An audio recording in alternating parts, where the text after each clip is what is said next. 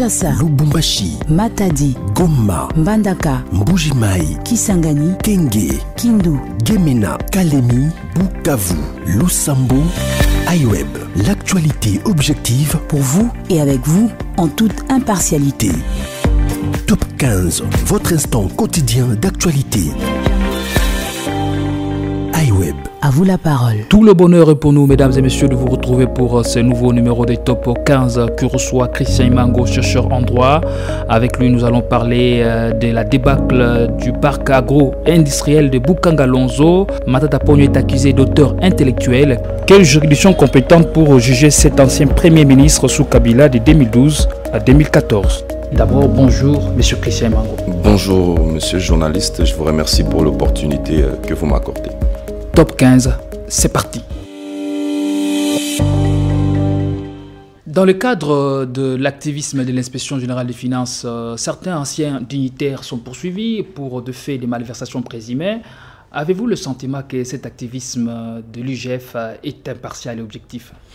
Bon, je dois dire qu'au niveau textuel, l'IGF qui relève de la présidence de la République a une mission, et lorsqu'elle termine sa mission, elle doit faire rapport à qui de droit? Le président de la République qui est son chef. Et une fois qu'il a fait ce rapport-là, il est établi que par devoir de réserve d'un fonctionnaire, il ne peut même plus commenter encore ces rapports-là pour laisser à l'autorité compétente d'élever les options sur les initiatives à prendre. Mais si nous devons parler d'activisme au niveau de l'IGF, c'est que l'IGF répond, l'IGF commente, l'IGF est dans les sorties médiatiques concernant ces rapports. Est-ce que nous devons dire que peut-être que l'IGF ne fait pas confiance à la justice parce que les parquets que nous avons ici au Congo devraient normalement, pour autant qu'ils aperçoivent que des faits infractionnels sont relevés dans les rapports de l'IGF, se saisir de ces affaires-là et poursuivre les concernés, mais ils ne les font pas. Est-ce que là, on doit parler qu'il y a maintenant, on doit dire maintenant qu'il y a partialité de la part de l'IGF et manque d'objectivisme? Peut-être, peut-être pas. Alors, ceci dit, comment expliquez-vous que les abus financiers les plus récents dans le cadre du programme des 100 jours n'ont pas été, en dehors du cas Caméré, élucidés, alors que nous parlons de plus de 400 millions de dollars? Bon, on doit d'abord dire que même pour l'affaire Caméré, rien n'a été élucidé jusque-là parce que son procès n'a pas encore reçu un jugement définitif. Le procès n'est pas encore fini. Vous savez qu'aussi longtemps que vous n'avez pas encore été condamné définitivement, vous bénéficiez encore de la présomption d'innocence. Mais c'est ce que nous devons regretter, tout simplement, au niveau aussi de l'IGF, parce que après que les rapports aient été fournis à l'autorité compétente, on n'a presque pas remarqué que pour des dossiers les plus récents, les plus patents, on peut encore ajouter la situation avec le ministère de la Santé, avec l'ancien ministre Etienne Longondo. Nous pouvons ajouter les cas de John Numbi, où même les immunités ont été levées au niveau de l'Assemblée nationale, mais que des poursuites n'ont pas été engagées jusqu'à ce jour. On doit se poser la question de savoir pourquoi l'IGF s'est arrêté à faire autant des dénonciations à propos. Et pour que le caractère partial de l'IGF puisse disparaître, nous estimons qu'il faut que sa démarche soit holistique, globalisante. Nous estimons que sa démarche doit aller jusqu'au niveau de toutes les institutions. Là où on entend qu'il y a dépassement par ici, dépassement par là, à quoi ces dépassements-là sont justifiés? L'inspecteur chef de service de l'IGF nous dit qu'un dépassement n'est pas un détournement, mais l'audit peut quand même nous clarifier, nous dire pour quelles raisons nous arrivons à ces dépassements-là. Vous savez qu'actuellement, il y a une actualité de la situation de l'Est du pays. Voilà ce qui peut constituer les dépenses en urgence qui sont à la base des dépassements. Et là, ça peut se comprendre. Mais si nous entendons des dépassements dans différentes institutions, je dois vous avouer la vérité que lorsque vous prenez la loi sur la reddition de comptes, vous voyez qu'il y a des dépassements commençant par la présidence de la République jusqu'à la dernière institution du pays, je veux dire les ministères. Donc, il faut que l'IGF puisse se concentrer à tous ces dossiers-là et pouvoir nous dire quelle est la raison fondamentale de tous ces dépassements-là et quels sont, parce qu'il est là aussi en tant que service qui puisse proposer, quelles sont les pistes de solutions pour que ces dépassements-là ne puissent plus être le principe au lieu plutôt que d'être des exceptions. La tâche sous les initiatives à prendre alors que l'IGF semble rouler à deux vitesses. Bon, justement, ce que nous disons, c'est que s'il y a des initiatives de dénonciation des faits de détournement, nous devons appuyer. Si l'IGF le fait dans ce sens-là, nous devons appuyer. Mais nous devons aussi nous attendre à ce que ces démarches-là puissent être globalisantes, que ces démarches-là puissent s'apaisantir sur toutes les institutions pour que ce qui est reproché à l'IGF d'être partial puisse disparaître en tout cas. À ces conseils, le cas Bukangalozo fait remonter en 2014. La gravité des faits allégués nécessite que les acteurs politiques soient auditionnés. Les noms de Matata Ponyo est cité dans le rapport, uni en bloc par médias interposés, en se proposant de venir répondre lui-même à la justice pour conforter son innocence. Pensez-vous que cette manière de procéder est correcte? Bon, honnêtement, j'ai entendu plutôt Matata Ponyo dire qu'il quitte la Guinée où il se trouvait pour venir répondre à la justice de son pays, quoique elle est en ce moment ici, selon les propos de Matata Ponyo, politiquement instrumentalisée. N'y a-t-il pas une contradiction dans ces propos? Vous savez,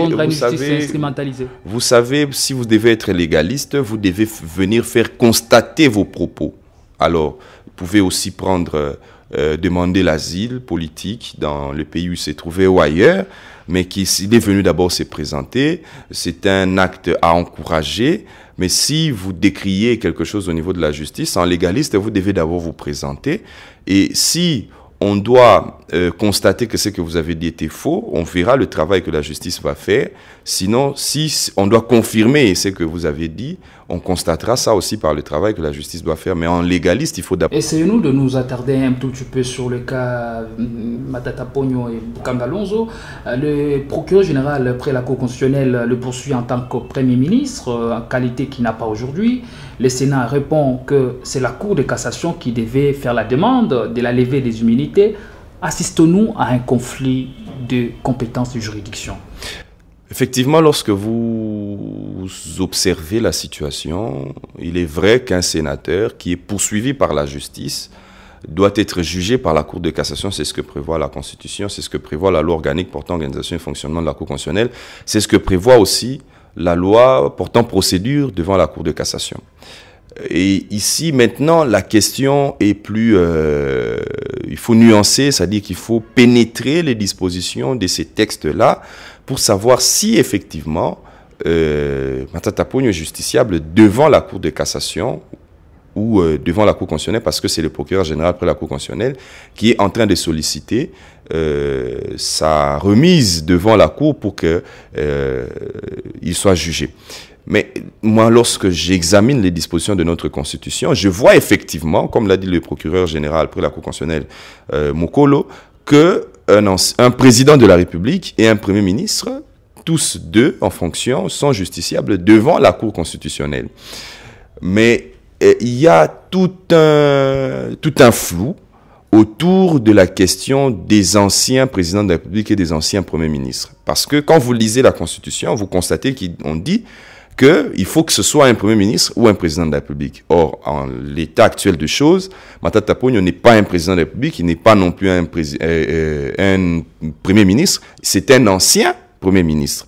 Et donc, il y a quand même une disposition de la Constitution qui prévoit clairement les poursuites, à quel moment on peut juger un ancien président de la République ou un ancien Premier ministre. Il y a une disposition de la Constitution qui les prévoit, noir sur blanc, c'est l'article 99 de la Constitution, mais seulement dans l'hypothèse où, 30 jours après l'expiration de leur mandat, ils n'ont pas fait la déclaration de leurs biens. En ce moment-là, soit la Cour constitutionnelle, soit la Cour de cassation peuvent poursuivre. Et vous pouvez voir les modalités de ces poursuites-là dans l'article 83 de notre Constitution, quoi qu'elle est laconique et voire même inconstitutionnelle, parce qu'elle ne prévoit que la Cour constitutionnelle qui doit poursuivre et non plus la Cour de cassation, alors que la Cour de cassation alors que la Constitution avait intégré la Cour de cassation. C'est seulement dans cette hypothèse-là que, personnellement, j'ai constaté on peut juger un ancien président de la République ou un ancien Premier ministre. Pour le reste des infractions que peuvent commettre un ancien Premier ministre ou un ancien président de la République lorsqu'il était en fonction, vous lisez les articles 163 et suivants de la Constitution, vous ne trouvez pas la juridiction désignée clairement, expressis verbis par un texte de loi compétente à poursuivre ces deux personnalités. Ce que nous sommes en train de faire, ce sont des raisonnements par des principes de droit, qu'une personne est poursuivable par une juridiction en raison de la qualité dont elle bénéficie au moment des poursuites. Voilà pourquoi les sénateurs vous disent qu'en tant que sénateur, il doit être poursuivi par la Cour de cassation. Et vous pouvez vérifier ça parce que le règlement intérieur de la Cour, du Sénat, la disposition m'a échappé, mais il est clairement prévu que, d'ailleurs, même lorsqu'ils sont en vacances, c'est le procureur général près la Cour de cassation qui vient expliquer au bureau du Sénat les raisons pour lesquelles il poursuit un sénateur. Mais ici, Matata Ponyo n'est pas jugé qu'en tant que sénateur, parce que ce n'est pas un acte qu'il a posé alors même qu'il est sénateur, mais c'est un acte qu'il a posé alors qu'il était Premier ministre. Est-ce que la Cour de cassation est compétente à poursuivre? Moi, j'estime que non, pour la simple raison que la Cour de cassation, suivant certaines infractions prévues à l'article 164 de la Constitution, la Cour de cassation n'est pas compétente à prononcer des peines qui sont prévues pour ces infractions-là. Par exemple, la peine de haute trahison, la Cour de cassation ne peut pas prononcer la peine de haute trahison parce que notre code pénal ne prévoit pas cette infraction-là. Or, la Cour de cassation ne peut prononcer des peines qui ne sont que prévues dans notre code pénal. Et donc, j'estime que si on prend la question, pour ne pas la singulariser au dossier Matata, mais la globaliser dans ce sens qu'il faut poursuivre un ancien président de la République ou un ancien Premier ministre, ils vont poser des infractions, commettre des infractions que la Cour de cassation ne sera pas compétente à prononcer des peines. La même chose lorsque nous venons au niveau de la Cour constitutionnelle, vous posez la question de savoir est-ce que la Cour constitutionnelle peut poursuivre un ancien Premier ministre? Vous avez des difficultés pour la simple raison que est-ce que on peut prononcer certaines peines? Parce que lorsque on prononce une peine pour ce qui est d'un Premier ministre en fonction du président de la République en fonction, on prononce aussi sa déchéance. Mais est-ce qu'on peut prononcer une déchéance pour un ancien Premier ministre? Et ce sont des questions qui se posent. Donc au finish, moi j'ai l'impression, en tout cas ça m'engage que moi, mais c'est une réflexion que j'ai faite en droit, en tant que chercheur, je me dis que il y a un flou, un vide juridique quant à la juridiction qui doit poursuivre un ancien Premier ministre ou un ancien président de la République, sauf pour ce qui est le cas de l'article 99 de la Constitution, parce que là, au moins, les dispositions juridiques sont clairement établies. Ceci dit, imaginons l'hypothèse où, nonobstant la demande de la Cour de cassation, elle se voit refuser la levée des immunités du sénateur Matata Ponyo, pourrions-nous considérer que ces dossiers ne pourra être soulevé qu'à la fin de son mandat de sénateur lorsqu'il perdra ses immunités? Tout à fait, puisque là, il n'aura plus des immunités, il n'y aura plus une instance qui puisse juger d'abord de l'opportunité d'élever les immunités ou pas. Il pourra toujours être poursuivi. Encore faut-il que le parquet, en ce moment précis, puisse constater qu'effectivement le rapport de l'IGF contenait des faits précis et qui sont répréhensibles par notre code pénal, parce que d'après Matata Ponyo, ce rapport-là ne lui a jamais été transmis en intégralité, mais ce n'était qu'un résumé, et vous n'avez pas votre droit de la défense pour pouvoir donner vos avis par rapport au rapport que l'IGF a confectionné. Et au regard de faits allégués, avez-vous le sentiment qu'il y a des pressions politiques qui pèsent sur Matata Ponyo? L'impression des pressions politiques, on ne pourra certainement pas les déceler en ce moment. Mais ce qui est établi est que Matata Ponyo veut se présenter devant la justice. Le procureur Mokolo insiste pour qu'il soit déféré devant la Cour constitutionnelle. Est-ce que les pressions politiques, nous pouvons déjà les envisager en ce moment-là? Je crois que c'est un peu précoce de le dire. C'est le cours des événements et du procès qui ne le confirmera davantage. Pour terminer, le cas du gouverneur du Congo central relève que l'instruction du procureur général de la plus haute cour n'a pas été suivie. Ces derniers occupent toujours ses fonctions, nonobstant l'avis de la Cour constitutionnelle. Comment expliquez-vous cette situation? Il faut regretter cette situation parce qu'une décision de la Cour constitutionnelle, cette juridiction-là, qui est le gardien de la Constitution, cette juridiction entre guillemets qui est la sommité des juridictions ici en RDC, qui puisse déjà rendre une décision, un arrêt qui a déchu le gouverneur du Congo central, mais que cela n'a pas été exécuté. Est-ce que nous devons regretter ce qui s'est passé autrefois où le ministre de l'Intérieur en RDC pouvait bloquer les décisions de la Cour constitutionnelle? Je me rappelle encore, en son temps, le juge Funga, qui était président intérimaire de la Cour constitutionnelle, qui le disait, qu'il regrettait qu'en tant que juge, la Cour constitutionnelle puisse prendre des décisions et que on ne puisse pas exécuter. Mais finalement, à quoi ça sert une juridiction compétente? Merci pour votre aimable attention. À très bientôt pour un prochain numéro de Top 15. Mango, merci d'avoir répondu à notre iWeb. Je vous remercie aussi. Notre jingle vous l'a très bien indiqué, c'est la fin de ces Top 15. Au prochain numéro, avec la même dose de plaisir.